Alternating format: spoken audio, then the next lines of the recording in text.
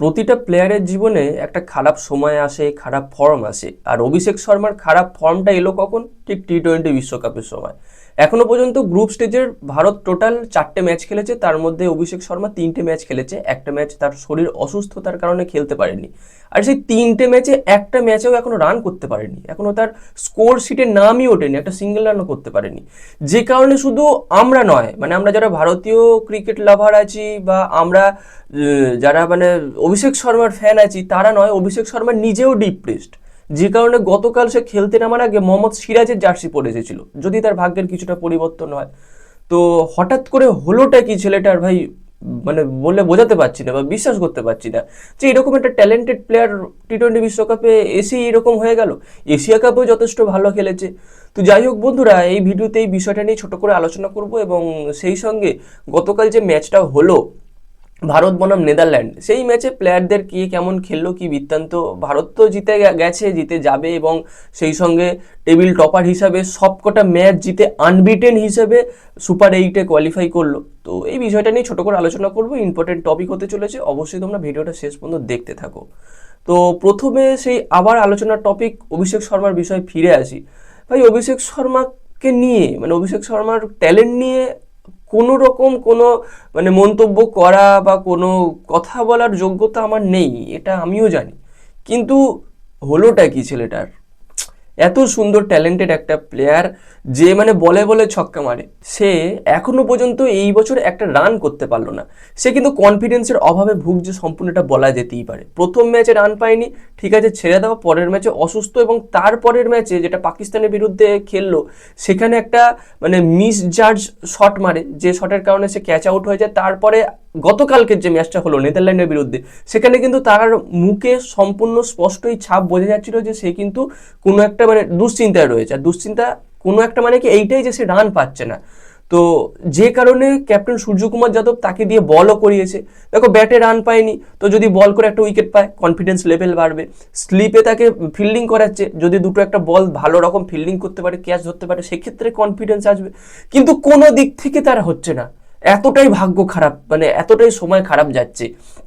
তো দেখো, এই যে গ্রুপ স্টেজের ম্যাচগুলো ছিল, সেখানে একটা ম্যাচকেও ভারত কোনো কঠিন সমস্যার সম্মুখীন হতে হয়নি বা কোনো কঠিন প্রতিপক্ষের সামনে পড়েনি। এই নেদারল্যান্ড, নামিবিয়া, ইউএসএ কি পাকিস্তান, এরা কোনো প্রতিপক্ষ নয়, এইসব কোনো টিমের মধ্যে সেইভাবে পড়ে না। তো সেই কারণে কোনো না কোনো একজন প্লেয়ার এসে ম্যাচ ধরে নিয়েছে। আর ইন্ডিয়ান টিমে এই মুহূর্তে যে কটা প্লেয়ার খেলে সবাই ট্যালেন্টেড, সবার মধ্যে একাধিক ট্যালেন্ট আছে, যে কারণে কিন্তু আমরা প্রেশারটা বুঝতে পারিনি। দেখো, আমি এই যে লাস্ট ভিডিও এটা বানাচ্ছি, তার আগে দুটো একটা দিন আগে এই বিষয়টা বলেছিলাম যে প্রত্যেক ম্যাচে ঈশান কিষান সামলে দেবে এমনটা তো নয়, অভিষেক শর্মাকেও রান করতে হবে। যদি একবার টপ অর্ডারে ধস নামে, মিডিল অর্ডার কিন্তু মানে চাপে পড়তেই পারে। ঠিক সেই জিনিসটাই কিন্তু গতকাল হয়েছিল। ঈশান কিষান ব্যাট লাগিলে একটা প্লে ডাউন হয়ে যায়, বা ওই কিছুটা বল থমকে আসে, ফামলিং হয়ে আউট হয়ে যায়, প্লে ডাউন টাইপের। তো সেখান থেকে কিন্তু ভারতের রানের গতি অনেকটাই কমে গিয়েছিল। সূর্যকুমার যাদব এবং তিলক ভার্মা, এদের ব্যাটিং কিন্তু মানে খুব স্লো ইদানিং লাগছে। এবার জানি না এটা কোনো কারণে একটা ট্যাকটিক্স নাকি, সেটা আলাদা কথা। কিন্তু আমি আগেও বলেছি, এখনো বলছি, এই সমস্ত প্লেয়ারদের ট্যালেন্ট নিয়ে কোনো মন্তব্য করার বা কথা বলার যোগ্যতা আমার নেই, ট্যালেন্ট নিয়ে। কিন্তু এই মুহূর্তে যে খেলাটা খেলছে, সেই নিয়ে আমরা একটা আলোচনা করতেই পারি। তবে শিবম দুবে হঠাৎ করে এসে একটা দানবীয় ইনিংস খেলে যায়। আর তারপরে বরুণ চক্রবর্তী বোলিংয়ে একটা দুর্দান্ত স্পেল করে, যে কারণে কিন্তু কালকে ভারত ম্যাচটা জিতেছে, যদিও জিততে পারতো। আর তার থেকেও বড় কথা হচ্ছে, নেদারল্যান্ড মতো এমন একটা দল, এরা এদের সেইভাবে কোনো ইন্টারন্যাশনাল খেলার অভিজ্ঞতা থাকে না, খুব কমই খেলে। তার থেকে বড় কথা, অত ট্যালেন্ট নেই তাদের দেশের মধ্যে, যে কারণে কিন্তু তারা প্রেশারগুলো অ্যাবজর্ব করতে পারে না। সেই কারণে এই সমস্ত সিচুয়েশন তারা জিততে পারে না, এটাই হচ্ছে তফাৎ। দেখো, আমাদের বরুণ চক্রবর্তীর সঙ্গে যদি ওদের আমি আরিয়ান দত্তের তুলনা করি, কখনো হয় না। আরিয়ান দত্ত যথেষ্ট ভালো বল করেছে, কিন্তু বরুণ চক্রবর্তী মাত্র 3 ওভারেই খেলা শেষ করে দিয়েছে। সে যদি 4 ওভার করতো, হয়তো 5 উইকেট হল্ড হতে পারতো তার জন্য। তারপরে শিবম দুবের মতো একটা বোলার, তাদের যে হয়তো মেন বোলার, আমাদের সে শিবম দুবের মতো বোলার। আমাদের জসপ্রীত বুমরা, অর্শদীপ সিং এর কথা তবে ছেড়েই দিলাম। তো ভারতের ট্যালেন্টের অভাব নেই, যে কারণে একটা দুটো প্লেয়ার যদি চলে তো ভারত জিতে যাবে। তবে এরপরে যে সুপার 8-এর খেলাগুলো আছে, সেখানে ওয়েস্ট ইন্ডিজ, সেখানে সাউথ আফ্রিকা, এই সমস্ত দলগুলো আছে। জিম্বাবুয়েকে তবুও একটুখানি আমি দুর্বল হিসাবে গণ্য করতে পারি। তবে জিম্বাবুয়ে যেখানে অস্ট্রেলিয়াকে হারিয়েছে, সেখানে অতটাও দুর্বল ভাবা এইবার উচিত নয়। সে কিন্তু মোটামুটি ভালোই খেলেছে।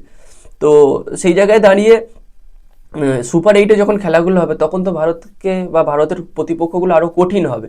এখান থেকে সেমিফাইনালেও পৌঁছে যাবে, তারপরে তো আরও কঠিন প্রতিপক্ষ আসবে, সেই জায়গাগুলো কিভাবে ফেস করবে এটা কিন্তু অবশ্যই জানি, চিন্তাভাবনা আছে আমাদের কোচের মধ্যে। আর এই কোচের কথা বললেই তো মানে বেশ কয়েকজন আছে যে যারা জীবনে খেলা দেখেছে কি বা খেলা বুঝেছে কি আমি জানি না, বা সমাজে চলে কি, এসে কমেন্ট করতে লেগে যাবে তুমি কত বড় কোচ হয়ে গেছো, তুমি কত বড় প্লেয়ার হয়ে গেছো যে তাদের নিয়ে এ করছো, তারা যেটা ভাববে সেটা করবে। সেটা আমিও জানি তারা যেটা ভাববে সেটা করবে। গতদিন অভিষেক শর্মাও শূন্য করেছিল বলে বলেছিলাম যে অভিষেক শর্মার অ্যাকচুয়ালি হলোটা কি, এর থেকে তো সঞ্জু স্যামসন ভালো ওপেন করেছিল। হয়তো কোনো কনফিডেন্সের অভাবে ভুগছে বা কোনো তার তার মধ্যে এখনো ম্যাচুরিটি আসেনি, সেইটা নিয়ে অনেক কারোর প্রচুর ফেটেছিল, মানে এত বুদ্ধিবিচি লোক হয়ে গেছে। তো যাই হোক, কাদের উদ্দেশ্যে বলছি, যারা আমার ডেলি ভিডিও ফলো করো তারা জানো। তো অ্যাকচুয়ালি আমরা যারা কন্টেন্ট ক্রিয়েটার আছি তারা একটু সামান্য একটু হলেও বুঝি, খুব বুঝি না, আমি বলবো না যে আমরা অনেকটা বুঝি, সামান্য একটু বুঝি, সেইটা নিয়ে আমরা আলোচনা করি, সেই নিয়ে অত উত্তেজিত হওয়ার কিছু হয়নি। তো যাই হোক, কথা হলো এরপরে যে ইম্পর্টেন্ট ম্যাচগুলো আছে, এরপরে যে কঠিন ম্যাচগুলো আছে, সেই ম্যাচে কিন্তু একটু দায়িত্ব নিতে হবে সমস্ত প্লেয়ারদের। তো দেখো জসপ্রীত বুমরা, অর্শদীপ সিং বা প্রথম থেকে সূর্যকুমার যাদব, কি এদিকে আমাদের ঈশান কিষান, অভিষেক শর্মা, সবার মধ্যে ট্যালেন্ট আছে। এবার দেখা যাক আগামী দিনের ম্যাচে অভিষেক শর্মাকে সুযোগ দেওয়া হয় কি না হয়। তবে আমার যেটা মত, মানে আমার ব্যক্তিগত মতামত, অভিষেক শর্মার ইতিমধ্যে ইমিডিয়েট উচিত একবার যুবরাজ সিং এর সঙ্গে দেখা করা। সে কিন্তু তার গুরু, সে কিন্তু তার আদর্শ, সে তার আইডিয়াল। তো তার সাথে কথা বলুক, সে কিছু যুক্তিতর্ক দিক, সে কিছু মনোবল বাড়াক, কনফিডেন্স দিক, কিছু ভোকাল টনিক দিক, যেটা কিন্তু অভিষেক শর্মাকে অনেকটা বেশি বুস্ট করবে, তার কিন্তু মনোবলকে অনেকটা বেশি বাড়াবে, তার ফর্মকে ফিরিয়ে আনতে সাহায্য করবে। এটা একমাত্র পারবে যুবরাজ সিং, এটা ছাড়া কিন্তু কেউ পারবে না অভিষেক শর্মাকে ফিরিয়ে আনতে, আমার কিন্তু তাই মনে হচ্ছে। আর এই বিষয়ে তোমাদের কি মতামত অবশ্যই তোমরা কমেন্টে জানিও। তো এবার দেখা যাক এর পরের দিনই আছে সাউথ আফ্রিকার সঙ্গে ম্যাচ, সেখানে সুযোগ পায় কি না অভিষেক শর্মা। যেহেতু দেখো পরপর 3টে ম্যাচে 3টে শূন্য করেছে, একটা কিন্তু সংশয় বা সন্দেহের জায়গা থেকেই যাচ্ছে। যদি না সুযোগ পায় সেই জায়গায় সঞ্জু স্যামসন আছে, যদি সুযোগ পায় তো ভালো, সেই সুযোগটাকে কাজে লাগাতে হবে। যদি সামনের দিন সুযোগে সে রান করতে না পারে তাহলে হয়তো আর পরের ম্যাচে সুযোগ পাবে না জিম্বাবুয়ের বিরুদ্ধে। কারণ একই সিরিজে এখনো যদি খাতা খুলতে না পারো, 3টে ম্যাচ হয়ে গেল, তো 4 নম্বর ম্যাচেও যদি খাতা খুলতে না পারো আর হয়তো সুযোগটা হবে না। এই সুযোগটা যদি পায় কাজে লাগাতে হবে, এখনো সুযোগ হবে কি সেটাও বোঝা মুশকিল। তো যদি সুযোগটা হয় কিন্তু কাজে লাগাতে হবে, সম্পূর্ণ কনফিডেন্সের অভাবে ভুগছে ছেলেটা। তো আশা করব সে যত তাড়াতাড়ি ফর্মে ফিরুক, যত তাড়াতাড়ি সে তার আসল খেলাটা খেলতে পারুক, এটাই আমাদের পক্ষে মানে সব থেকে আনন্দের, সব থেকে খুশির খবর। তো বাকি ইন্ডিয়ার খেলা নিয়ে কথা বলে নতুন করে বলার কিছু নেই। তো প্রথমেই বললাম যে শিবম দুবে আর এদিকে বরুণ চক্রবর্তী তারাই খেলাটাকে শেষ করে দিয়েছে, আর অন্যান্য যারা ছিল তারা টুকটাক মোটামুটি ভালোই হেল্প করেছে। এর পরের খেলাগুলোতেই এবার আমাদের লক্ষ্য বা নজর রাখতে হবে। তো বন্ধুরা, এটাই আজকের আপডেট ছিল, ছোট করে শেয়ার করলাম তোমাদের সঙ্গে। কেমন লাগলো ভিডিওটা কমেন্টে জানিও, এবং এরকম খেলা সংক্রান্ত ভিডিও আরও পেতে চাইলে আমাদের চ্যানেলটাকে সাবস্ক্রাইব করে তার পাশের বেল আইকনটাকে অন করে দিও। তো গাইজ, দেখা হচ্ছে পরবর্তী ভিডিওতে। Bye bye.